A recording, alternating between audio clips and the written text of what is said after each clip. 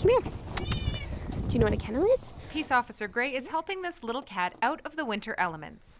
This is all part of a day's work for her as an animal protections officer for the Edmonton Humane Society. So right now we're dealing a lot with animals that are left outside without access to adequate shelter. So things that you want to look for to tell that an animal is actually in physical distress is one thing you'll see with dogs is they lift their legs repeatedly really high. Like especially with the back legs, you see them rise all the way up like past their hip bones, trying to get off of the snow, or they huddle into a ball and they're shaking and they're literally become lethargic and overcome by the cold. It's quite obvious when you actually see it. Well, whenever the temperature dips as cold as it's been lately, obviously our animal protection department is inundated with calls from concerned citizens about animals who are exposed to the elements, who are out in the cold weather, who are experiencing distress as a result, and we're making sure that those animals are receiving adequate care and aren't in any danger.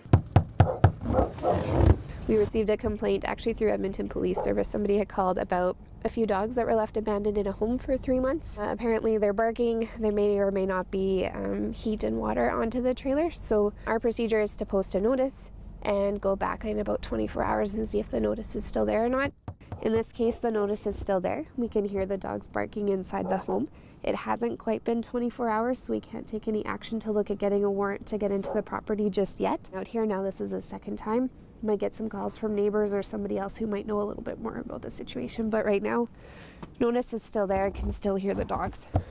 Any animal that's outside should be supervised. If they're going to be outside for any period of time, that they want to make sure that they have animals have adequate shelter. They want to make sure that they don't have blankets in their dog houses, that they need to have straw.